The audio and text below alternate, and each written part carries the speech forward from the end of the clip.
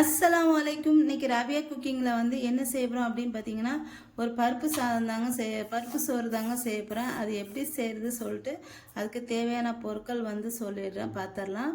நான் வந்து 1.5 கிளாஸு சிவப்பு அரிசி எடுத்திருக்கேன். 1 கிளாஸு பாசிப்பருப்பு சிறுபருப்பு எடுத்திருக்கேன். இப்போ இது ரெண்டையும் சேர்த்து வறுத்துக்கலாம் நல்லா.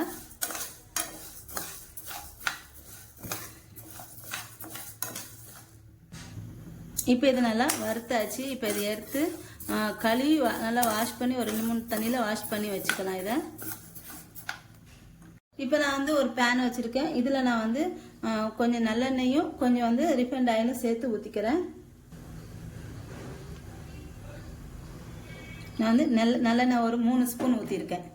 இப்போ இதோடி ரிஃபைண்ட் ஆயில் வந்து ஊற்றிக்கிறேன்.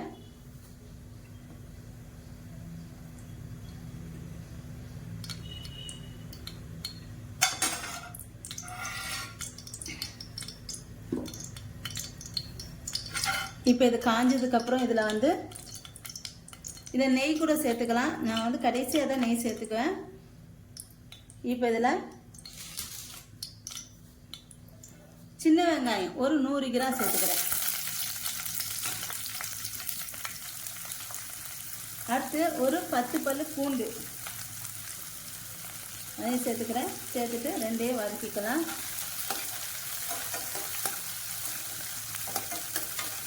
அடுத்து வந்து 4 பச்சை மிளகாய்,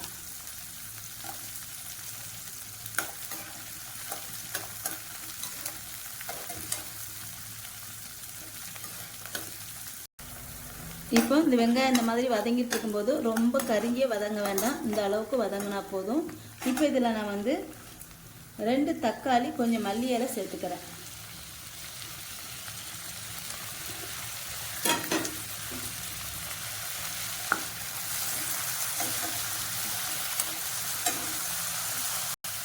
இதிலே தேவையான அளவு உப்பு சேர்த்துக்கிறேன்.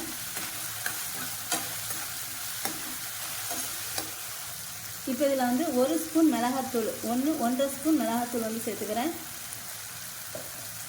அடுத்து மஞ்சள் தூள் வந்து ஒரு 1/2 ஸ்பூன் சேர்த்துக்கிறேன்.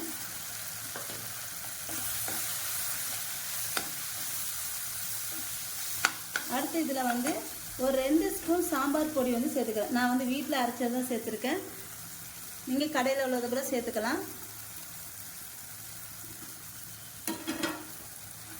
இப்போ இதில் தண்ணி வந்து ஊற்றிடலாம்.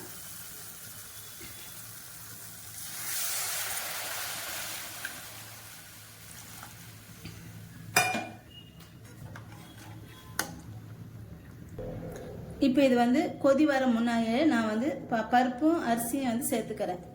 சேர்த்துட்டு இதை வந்து குக்கரில் தான் வச்சுக்கணும். குக்கரில் வந்து ஒரு 4 விசில் வச்சு எடுத்துக்கோங்க.